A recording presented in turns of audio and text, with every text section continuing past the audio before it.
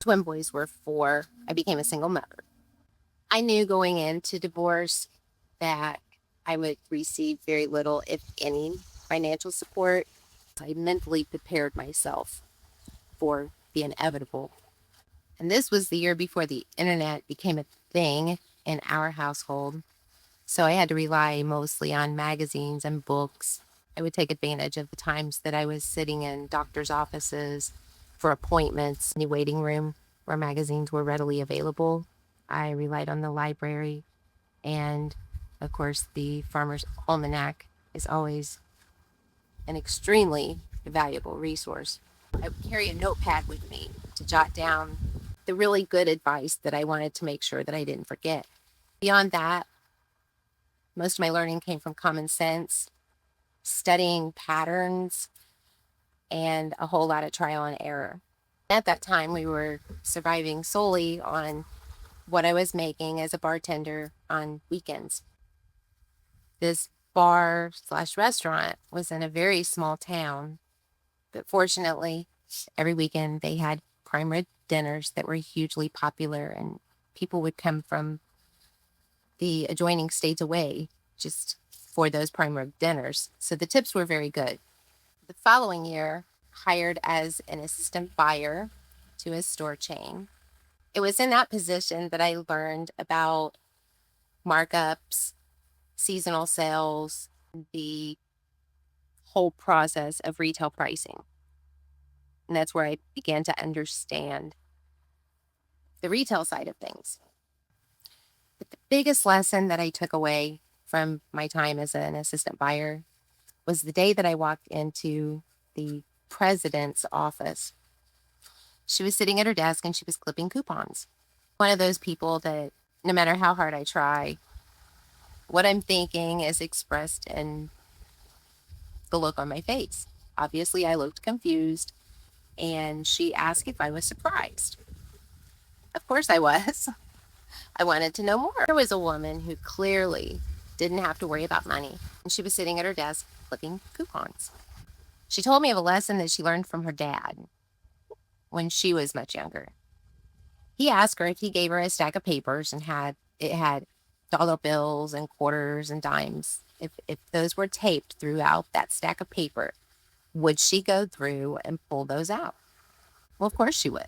He told her that's what coupons are. They're money. They just look different. That lesson stuck with me, and it has stuck with me for 30 years now. Now, I've never been one to sit at the kitchen table on Sunday and go through the stacks of newspapers and clip coupons. I've never been one that was able to do that. My brain capacity and the responsibilities that I carry would just never allow for that. But I've always been a coupon user. Sometimes a little, sometimes a lot. Always, always at least some coupons. Now, fast forward to 2026, we no longer have to gather the Sunday paper and clip all those coupons ourselves. But on the flip side of that, there are lots and lots of apps, websites, store perk cards, memberships, and that all can become extremely overwhelming. So I don't do that either. I do have my preferences, and I do have a system that I use. I will share that. Now, fast forward to 2026, we no longer have to sit at the kitchen table, clip coupons. The manual burden of that has been completely removed. There are countless ways to collect coupons, to register for rebates, to get discounts. Now, that all can be overwhelming too, but I don't want anybody to get discouraged because I will share what I do and what I use. And I promise you, if I can do it, anybody can do it. And here's why. In my late 40s, I was formally diagnosed with ADHD and OCD. So what that means is my brain is constantly in a state of chaos, challenged by perfection.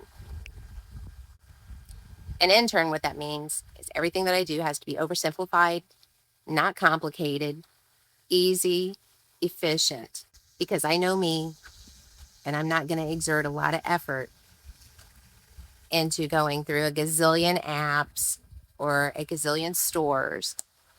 I'm just not going to do it. I'm not capable of doing that. What that diagnosis did was it helped me to understand the way my brain works.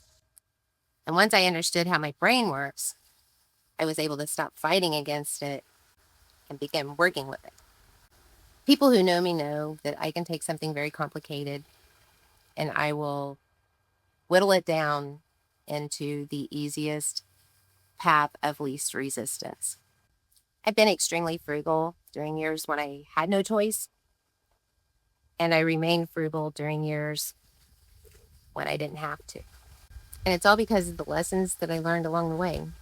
The systems that I developed, the habits that I developed, they weren't cumbersome. It didn't take a lot of energy to just keep the practice up. And in those earliest years when I was learning how to manage money as a single mother, my boys were learning right along with me.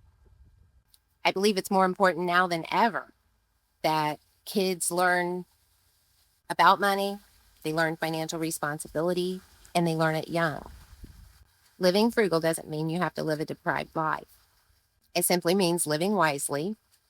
It means spending less on the things that you need so that you have more money to enjoy the things that you want, to enjoy experiences that you value, and to support the life that you're trying to build.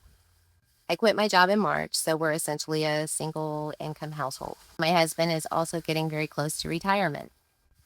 Because he is the primary breadwinner, the only breadwinner in our house, I feel that it's my responsibility to be a good steward, the best steward I possibly can over our finances, to protect what we have and to make the best decisions that don't overwhelm my ADHD brain.